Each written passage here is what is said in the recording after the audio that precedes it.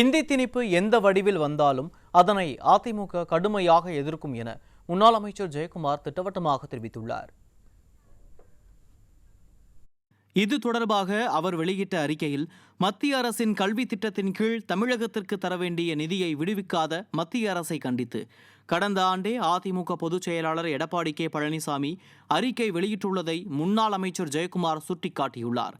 அன்றைய தினம் புழல் சிறையில் இருந்ததால் 5 கட்சி அமாவாசை 10 ரூபாய் தியாகி செந்தில் பாலாஜிக்கு இது தெரிந்திருக்க வாய்ப்பில்லை என்று கருதுகிறேன் என்றும், சிறையில் செய்தித்தாள்கள் படிக்கவில்லை போலும் என்றும் காட்டமாக பதிலடி கொடுத்துள்ளார். மேலும் தேசிய கல்விக் கொள்கை அறிமுகப்படுத்தப்பட்ட போதே அண்ணா, புரட்சித் தலைவர், புரட்சித் தலைவி ஆகியோர் வழியில் தமிழ்நாட்டில் எப்போதும் இருமொழி கொள்கையே தொடரும் என கடந்த 2020ஆம் ஆண்டே அன்றைய முதல்வர் புரட்சி தமிழர் அறிவித்ததை அவர் சுட்டிக்காட்டியுள்ளார்.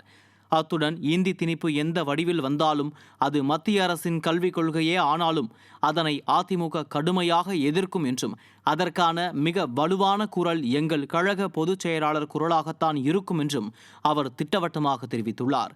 மேலும் இருமொழி கொள்கையை எப்போதும் வலுவாக நிலைநிறுத்திய அதிமுக தான் ஒரிஜினல் திராவிட இயக்கம் என்றும் முன்னாள் அமைச்சர் ஜெயக்குமார் தெளிவுபடுத்தியுள்ளார்.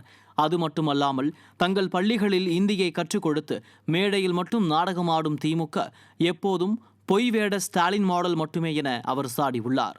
மேலும் தமிழ்நாட்டின் இருமொழி கொள்கையை யாராலும் அசைத்து பார்க்க முடியாது என்றும், இவர்களின் அரசியல் விளையாட்டால் உண்மையில் பாதிக்கப்படுவது தமிழ்நாட்டு மாணவ செல்வங்கள்தான் என்பதை உணர வேண்டும் என்றும் மத்திய மாநில அரசுகளுக்கு முன்னாள் அமைச்சர் அறிவுறுத்தியுள்ளார். அதே சமயம் கல்விக் கொள்கை உட்பட எந்த ஒரு காரணத்தை காட்டியும் நம் மாணவர்களுக்கு சேர வேண்டிய நிதி ஒருபோதும் தடைபடக்கூடாது என்றும், எனவே தமிழ்நாட்டு மாணவர்களின் கல்விக்கான நிதியை உடனடியாக விடுவிக்க வேண்டும் என்றும் முன்னாள் அமைச்சர் ஜெயக்குமார் அந்த அறிக்கை மூலம் மத்திய அரசை வலியுறுத்தியுள்ளார்.